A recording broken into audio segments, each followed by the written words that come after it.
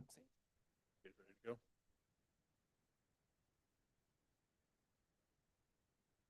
All right, welcome. This is the administrative hearing for August 6, 2025 for Cottonwood Heights City or Cottonwood Heights, Utah.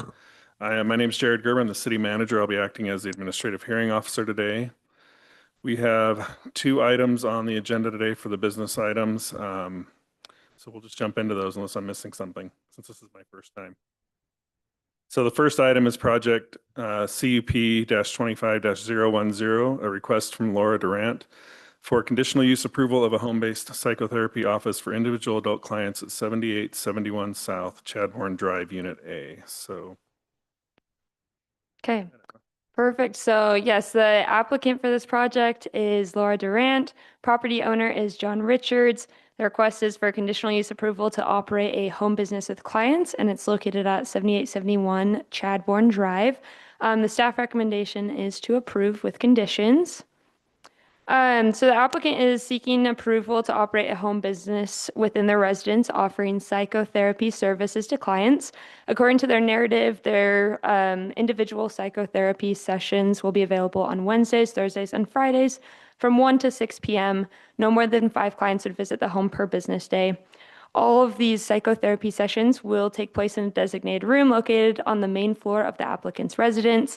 The applicant will meet with one client at a time for 50 minutes. Clients are scheduled on the hour, so one client leaves before the next arrival gets there. And then all activities will remain confined to the designated area. They also have 2 off-street parking spaces for client use in the existing driveway. And then we provided a zoning map too, so you can see it's residential multifamily surrounded by some single family and neighborhood commercial areas as well. We've included some pictures showing the view of the driveway. It's going to be the left property, so they do have 2 parking spots, and then we have a site plan with parking, kind of showing how clients would get there if there's ever a situation where 2 clients overlapped. The zoning designation of the property is R28, so residential multifamily. Home occupations with clients are listed as a permitted use in the R28 zone, as referenced in the municipal code, 1931-20. Home occupations are allowed only if the proposed business is clearly secondary and incidental to the primary use of the property as the applicant's permanent and full-time place of residence. And then the staff analysis finds that this application is code compliant as outlined in the staff report. So we'd recommend to approve with conditions. The conditions that we'd recommend would be that they should obtain and maintain an approved business license with Cottonwood Heights. Customers must use the provided parking and must be made aware of the parking restrictions. The business hours shall adhere to the applicant's narrative. Approval of this home occupation is subject to review upon complaint. No more than 1 non-resident employee should be permitted, and then any business activity conducted outside of the dwelling shall not violate the rule of the use being clearly incidental and secondary to the use of the dwelling for dwelling purposes.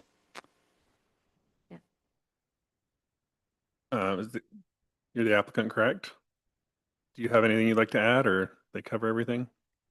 Okay, and are you good with the conditions of that are listed in the staff report? Yeah, just what Emma just went through. So, Sorry, it's so tiny. business hours Oh, to thank the you. application, approval of the home occupations subject to review upon complaint, no more than 1 resident employee is permitted, and then any business activity conducted outside the dwelling unit should not violate. Okay, thank you. This is a public hearing, so we'll open this up to anybody in the room that might have public comment. And if you'll state your name and My name is Lydia Jones, and I came to meet Laura because I'm a neighbor. I do want to say I own 2 units on this cul-de-sac, and parking is a major problem. In fact, just last month, my tenant had to call law enforcement to remove a car that was blocking him in from leaving. So there are 2 spaces on the whole cul-de-sac for 10 units. And she's saying that there are 2 parking spaces for her use, which is true because there's one around the corner too. I just want you to know that we've had problems in the past on parking. And I'm also wondering what the signage will be. If you'll come up to the mic, I'll ask you after. Is that all your comments that you've got? Those are Questions? concerns. Okay, so I'll have her come up and we can Okay. discuss that. That way you're on the record. Yes, parking is an issue in the area, but with my situation, I'll be parking in the garage. And then there's 2 spots in the driveway. In the driveway, yeah, and that's So what no. that's what your diagram showed was 2 spots in the driveway is what you're at. Right, right. Okay. Yeah, that's pretty high density. There is a lot of cars, but what my business shouldn't impact. And that's condition 2. Customers must use the provided parking. Customers shall be made aware of these parking restrictions, and on-street parking for business use shall not be permitted. Right. So that should address your concerns, and this can be reviewed upon complaint. So give us a call if there's issues, but hopefully you talk to each other instead. But and then the other question was about signage. I actually did have are you doing any signage for the? I mean, I can, I haven't, but Okay. yeah. Are you planning on it? Or, I mean, it's just, I think that was the question. Is there any kind of signage that's going to be out? I thought about putting a sign just on the fence, on the gate, but Okay. I guess I have a question about that too. Like, would you prefer that I have signage or no? I mean, I can't remember what does the code say about signage for home occupations? You can check with Maverick and Emma and just talk that through, Okay. but I don't have a preference. I think she was just curious what the signage would be. Well, I think the code allows for a small sign Yeah, for business. I mean, it It's doesn't. have to maximum. be It's not like she can put out a big neon sign or anything. No. So. Yeah. So, The intent of the conditional use process and for home occupations is to keep it within neighborhood characteristics. So. Okay. All right. Okay, thank you. One more.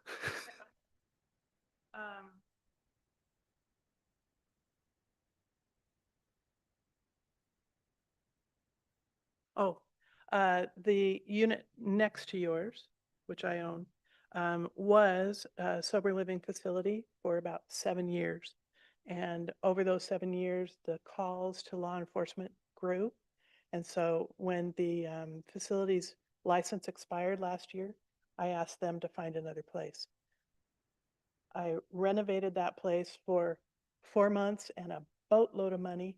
And now there's a multi-generational family living there, which is much better. I'm hoping that we don't have new law enforcement concerns. The only reason I bring that up is because on your website, it says you counsel inmates. You can make sure you talk into the mic. Sorry, if you can make sure to talk into the mic, that way we get it on the record. Okay, did you get that? I think so. I think it probably Okay. it kept turning, so I just want to Oh, make sure. okay. I feel like I should be talking to her, but I want these things to be on the record as well. So that's my question. Okay. And and I'd encourage you both probably just to get together after this and talk through that. Yeah. I don't think that's a concern for this item specifically, but it's probably between neighbors, so that would probably be good to talk that through. We can't dictate who your clients are, so. Any other public comments? Okay, if seeing none, I'll go ahead and close the public comment period. With that discussion and having gone through the application, I agree with staff's recommendation. And with these 6 conditions, I'd move to approve project CUP 25-010 based on the recommended findings of approval outlined in the staff report. And in doing so, that CUP is approved, so you can move forward with planning staff and obtaining your business license or finishing up that process. And then, so, thank you. It's really weird to make a motion and approve it myself, so this is new to me. All right. Oh yeah, and then it received no public comments. Sorry, maybe you should have mentioned that earlier. And then the next conditional use permit application is for Cameron and Jane Archibald. They're also the property owners. This is for a conditional use wall height extension located at 7621 South Primavera Court. Our recommendation is to approve with conditions. And so there's an image showing the location of the proposed fence or wall in blue. The applicant is looking to construct an 8-foot fence on the north and south property lines. The increased fence height is requested to maintain privacy and safety, especially because the lots to the south are currently under construction. The 8-foot fence would also match the existing 8-foot wall that was approved a few months ago on the east side of or on the rear of the property, the east side of the property, and to account for the backfill necessary for landscape grading. The proposed fence made out of concrete composite material is intended to enhance privacy and provide additional noise reduction for the applicant. And then here's just an image showing the existing fence. There's a 6-foot high temporary construction fence. The proposed fence is on the right, showing an 8-foot high concrete ledge stone molding fencing. This will just increase noise reduction and privacy. Our fencing code currently says that 8 feet in any zone is allowed as a conditional use and up to 12 feet as a conditional use with neighbor consent. Since this proposal is only requesting 8 feet, consent is not required. And then it received no public comments. And then our staff recommendation is that the increase in fence height makes sense for privacy enhancement and an increase in noise reduction.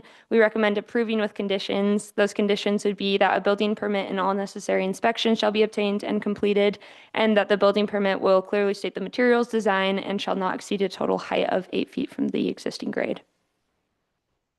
Thank you. The applicants are here, I'm assuming. I do have a question for you if you'll come up and then if you have anything to add to that as well, I don't know. I'll give you that opportunity first and I'll ask my questions, but anything to add to the staff Nothing to report? add. Okay, and did you have a chance to read through the staff report? Yes. My question is, I guess so let me ask you, on the south fence, you want to go 8 feet to the back of the house, right? Yes. And on the north side, the diagram actually shows 6 feet above grade. Is it actually going to be 8 feet or is it 2? So it's 6 feet, but the way the developers left the grading, there's kind of a pit in that corner of the You're yard. going to if fill you back will. up to Yeah, that. so it'll just Okay. be the finished grading, which I don't, it's not used as a retaining wall per se, but there will be some grading that will pile up to So it. your will yard be kind of dipped visible. down, it looks like. Just in that there. So corner. you're going to fill up. Yes, Okay. that's correct. So it's really not going to be 8 feet above grade. It'll be 8 feet above the current grade. Correct.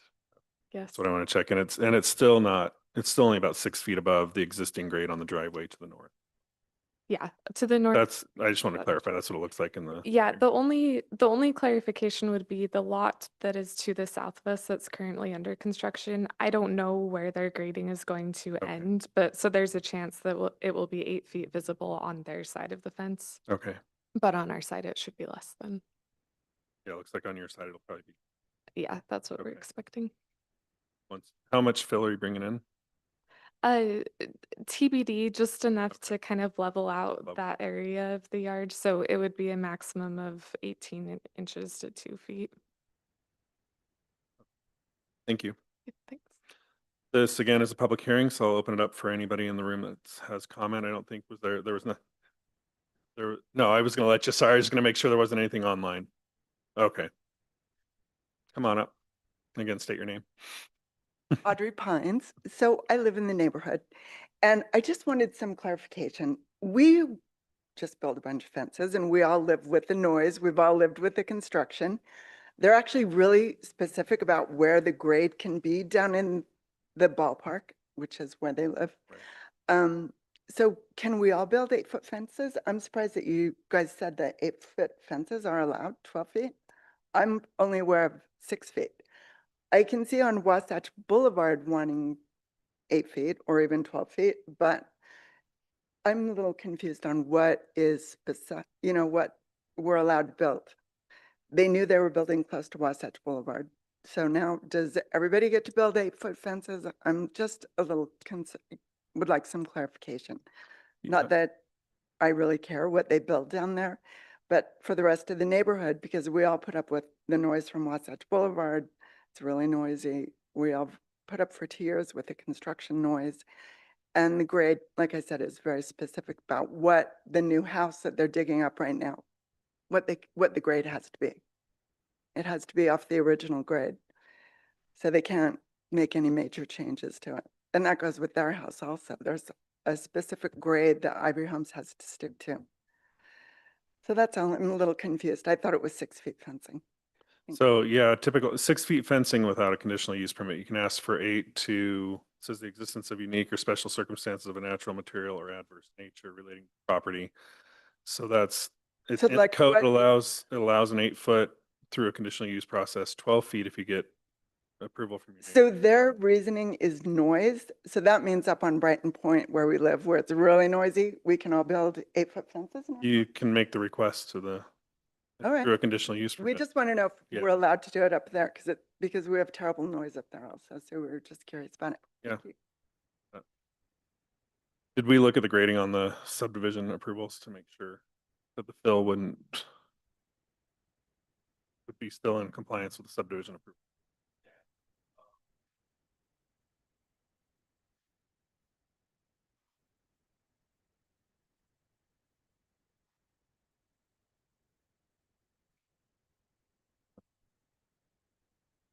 And then this is, again, 6 feet is probably what will be on their side, 8 feet on the low side. But you're not sure on that. You're not sure what their finished grade is next to you, the south. Yeah. Okay. Any other public comment? Nobody else, but just, okay, we'll go ahead and close the public comment.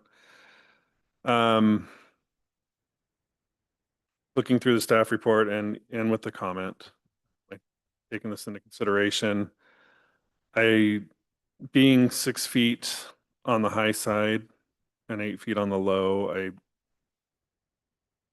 don't see any conflict with the code as currently written. And so with the findings for approval that are in the staff report, I'd find my recommendation.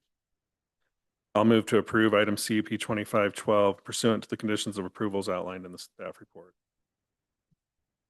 And then we can talk later if you want. That's along the back wall. So happy to have an 8-foot fence. So you currently have a back wall there on Wasatch that was built to 8 feet, right? You don't back up on what? No, sorry, I meant the applicant, sorry, yeah. That wall was put in, okay. Did you put that in or did the developer? So did you go through this process for that as well? All right, with that, the only other items on the agenda are the consent agenda and the approval of the administrative hearing officer minutes from August 6th will be approved as outlined in the agenda. And the last item is to adjourn. So with that, I'll move to approve the consent agenda and adjourn the meeting.